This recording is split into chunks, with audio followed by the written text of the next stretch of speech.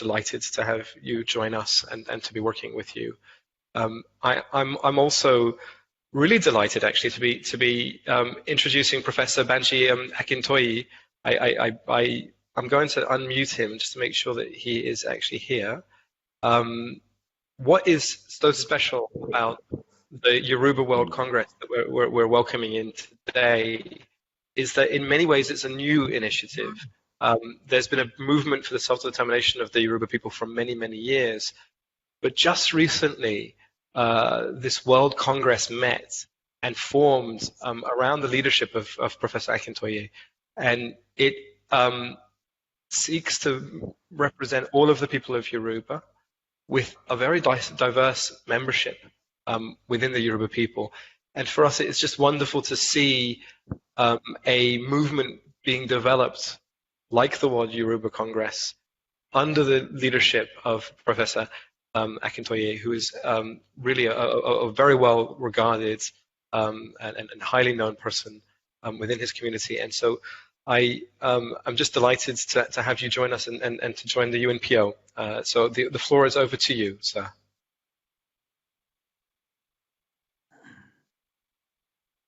I want to start by thanking UNPO for giving me the opportunity to speak up for the Yoruba Nation. Today, we, the Yoruba Nation, we also call ourselves the ODUDUWA Nation. When in 1914 the British amalgamated the Yoruba indigenous nation with other nations to form the country called Nigeria, the Yoruba Nation was the largest single nationality in the new country and already had more than 1,000 years of formal civilization building in Black Africa. The Yoruba had started to live in towns and cities by the 9th century AD. By the time that the first European explorers came to the coast of West Africa in the 15th century, Yoruba land was already a copiously urbanized country. Indeed, one of the most urbanized countries in the world, with heavily populated cities and towns at short distances from one another. In the context of this urban civilization, we Yoruba evolved advanced economic, cultural, political, and religious systems.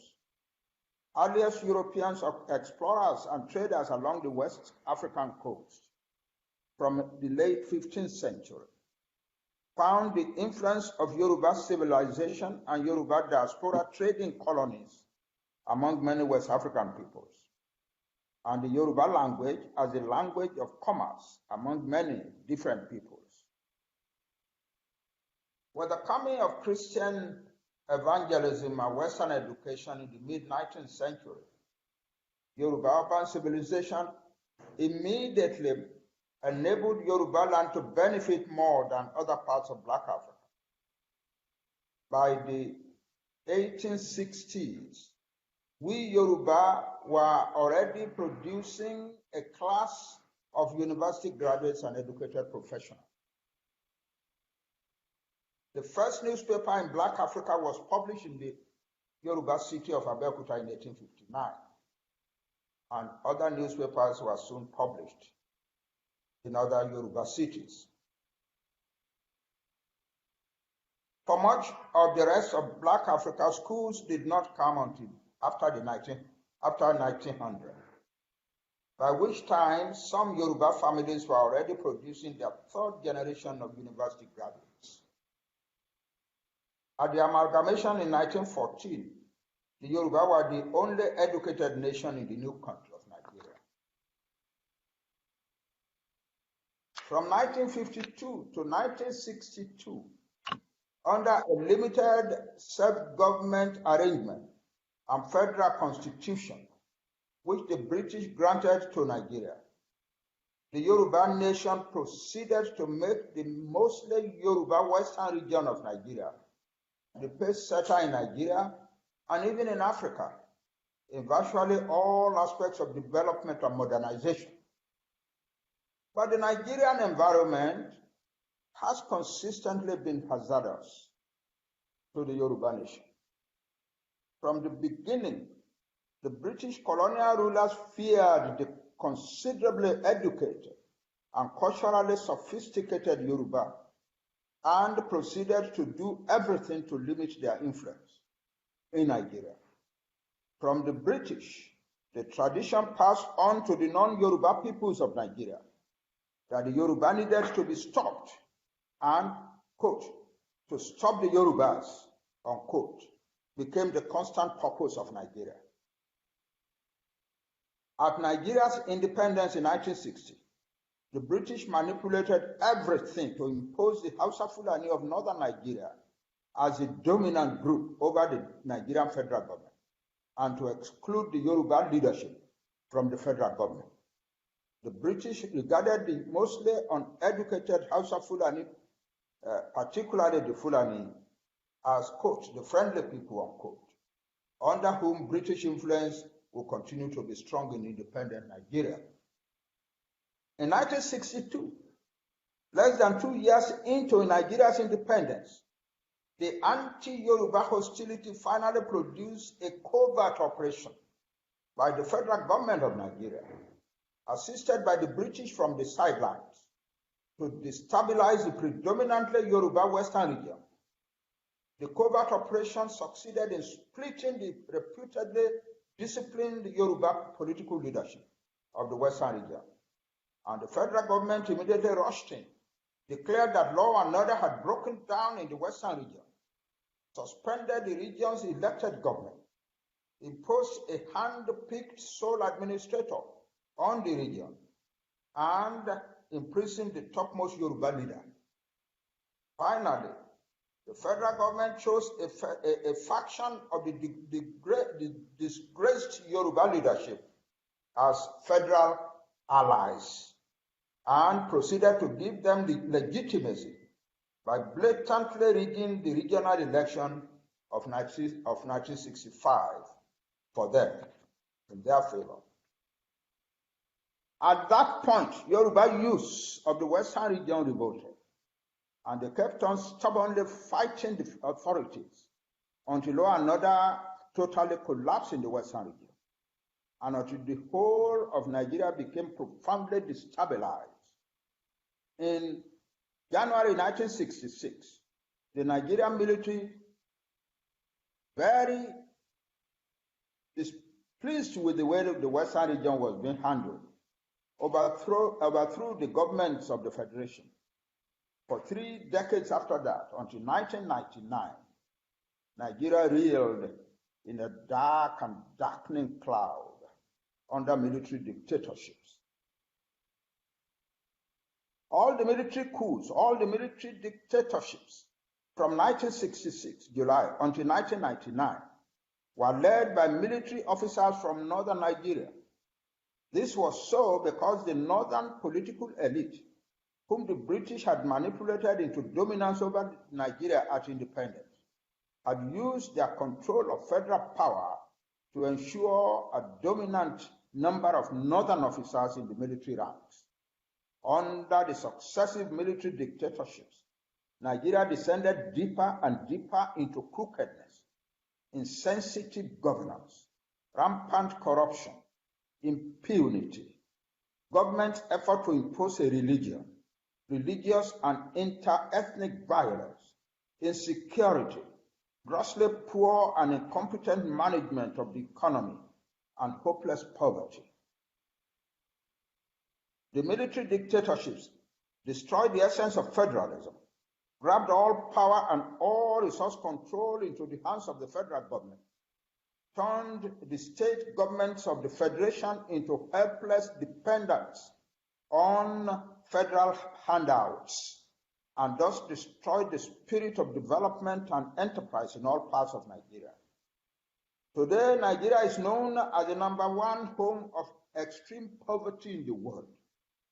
And there are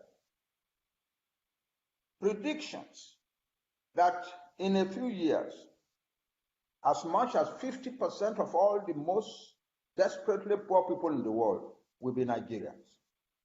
Since the controllers of federal authority were consistently northern Muslims, the ambition grew among them to impose Islam upon Nigeria, a country with large numbers of Muslim, Christian, and traditional worshippers. They thereby led Nigeria into frequent Islamic fundamentalist explosions. The massive revenues being earned in these years by Nigeria from the petroleum exports turned out to be a curse rather than a blessing. Inevitably, the Yoruba nation was sucked into this deepening disaster. The military dictatorship seized important Yoruba assets that had been created in 1959-52 era in the Western region. Most of such assets were then poorly managed or deliberately allowed to decline or even perish.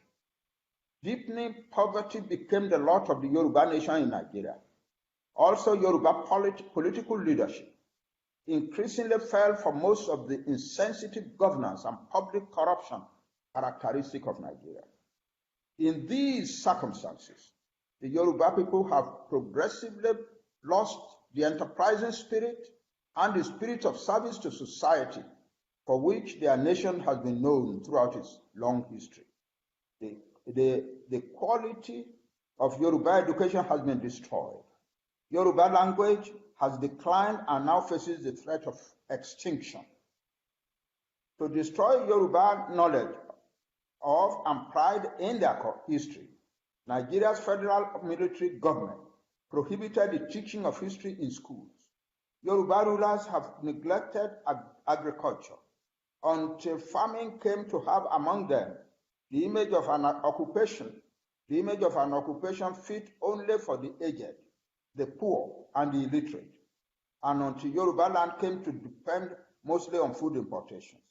By 1962, cocoa export by Yoruba farmers were the source of funding for the Western region's ambitious development programs and the main foreign exchange source for Nigeria. By the early 1980s, Yoruba cocoa exports had dwindled almost to zero. With the economy depressed, unemployment has escalated relentlessly among educated Yoruba youths, forcing many to go into crimes, into drug abuse, and into criminal courts, and forcing many more to flee to other countries in the world. Yoruba youths are regularly many among West African youths who in desperation attempt to reach Southern Europe through the Sahara Desert and the Mediterranean Sea, and who frequently die in droves in the desert and in the sea. The Yoruba people are experiencing a degree of poverty, of loss of morale, of hopelessness, and of disorientation unknown in their history. In spite of their very strong cultural unity, and in spite of their unity around many other exalted principles, the Yoruba almost constantly look disunited and conflict-prone in Nigeria. Largest in population in Nigeria and in Africa, the most educated people in Nigeria and in Africa.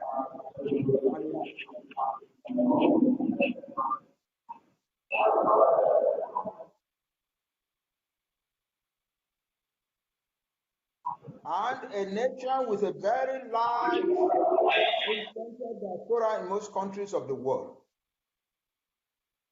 The Yoruba do often appear like a small and impotent group in Nigeria. The Nigerian experience now confronts the Yoruba with the probability of a devastating revolt among the huge masses of their educated but unemployed and neglected youths. Ultimately, the worst degradation suffered by the Yoruba nation in Nigeria is that since 2015, Heavily armed Fulani herdsmen and militias from northwestern Nigeria have been coming to Yoruba land, rampaging, destroying farms and villages, killing rural folks, threatening to conquer the Yoruba Nation, to seize land all over Yoruba land, even to banish the Yoruba Nation from their homeland, and to bring Fulani folks from other countries of West Africa to seize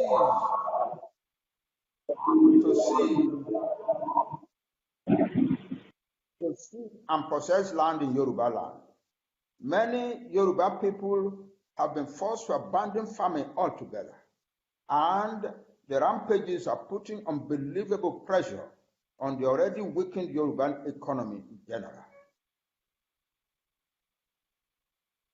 Even the large Yoruba cities have come under these threats also, as millions of uneducated and unskilled youths are being deliberately encouraged and assisted by some in the northern elite to migrate to the Yoruba southwest, where they are building up into a devastating burden on Yoruba society and economy.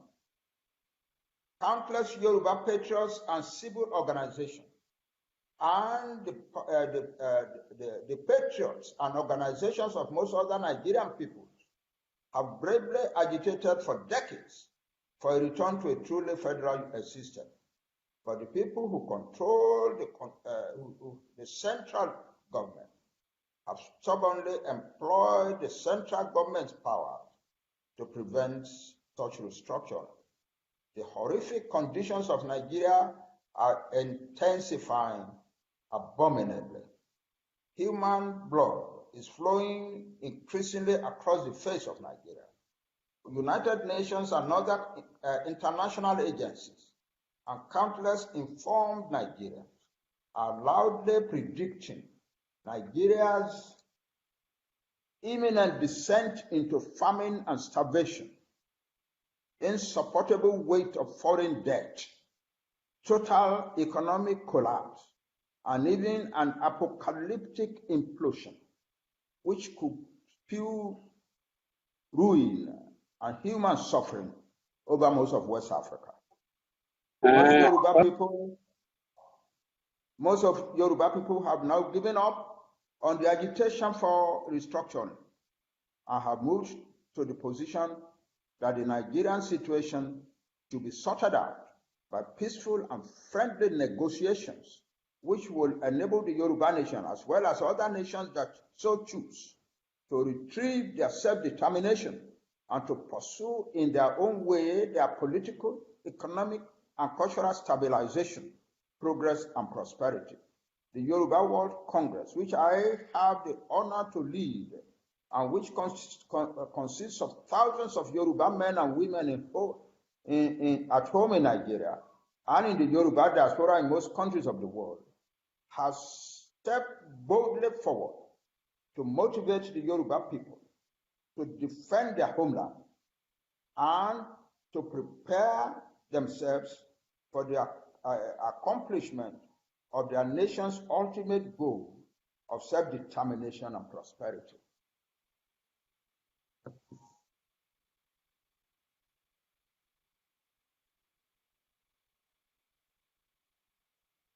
We, Yoruba World Congress, are an umbrella organization of hundreds of Yoruba civic organizations at home in Nigeria and in most countries of the world.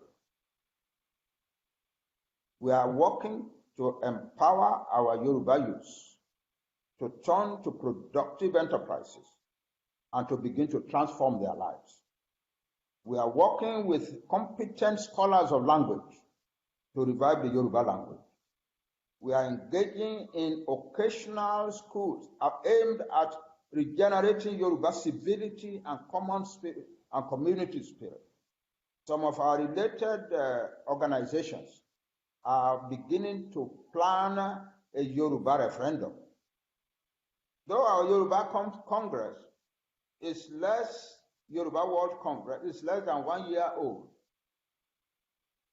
and even though we are known to be faithfully committed to peaceful activities and peaceful purposes, the Nigerian government has already begun to take action against us. This past week, the Nigerian Director of State Security announced that all organizations like ours have been removed from the list of state-registered organizations, and that the security forces will soon are preparing to clamp down on the members of such organizations. So it is a great thing that at this point, when the Yoruba struggle for liberation and self-determination is reaching these heights and looking forward with hope, it's a great thing that we have the opportunity to be working with the UNPO. We are committed to peaceful means only, and we will not. It is part of our constitution that we will not let any situation or condition whatsoever push us into violent action. That's our decision. And we believe, the important thing is that we believe that peaceful means can achieve the purpose for which we stand. And that in the company of other nations in the UNPO, we will be able to achieve our purposes peacefully. I thank you all. I thank you on behalf of the Yoruba Nation. And I thank you on behalf of the Yoruba World Congress. Thank you very much.